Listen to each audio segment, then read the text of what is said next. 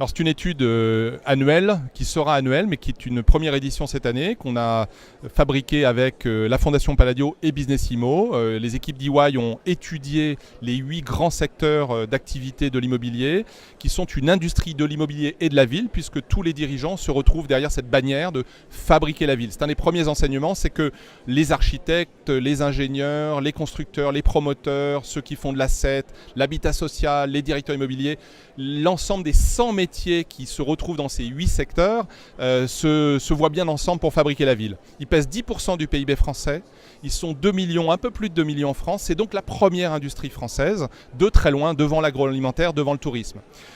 Autre élément très important de cette étude, qu'EY a permis ou a pu trouver et arracher à 900 dirigeants de l'industrie immobilière, c'est que 80% d'entre eux ont des perspectives de recrutement à 3 ans. C'est très important, c'est d'ailleurs un signe, pas de l'enthousiasme, mais des perspectives de croissance qu'ils voient. C'est une industrie qui a fait 2 fois plus de croissance que l'économie française. Donc 80% d'entre eux nous disent avoir des perspectives de recrutement à 3 ans, et ça dans quasiment tous les secteurs des métiers de l'immobilier de la ville.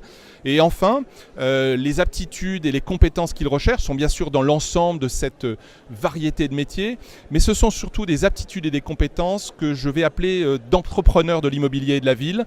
Manager des projets collaboratifs, savoir innover, savoir être autonome, parce que c'est un des enseignements très importants. Les projets sont de plus en plus connectés les uns avec les autres. Quand on fait du résidentiel, on a souvent une composante tertiaire.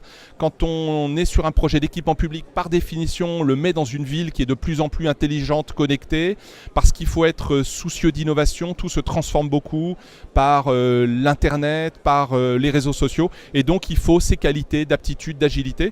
C'est un des enseignements de ce baromètre.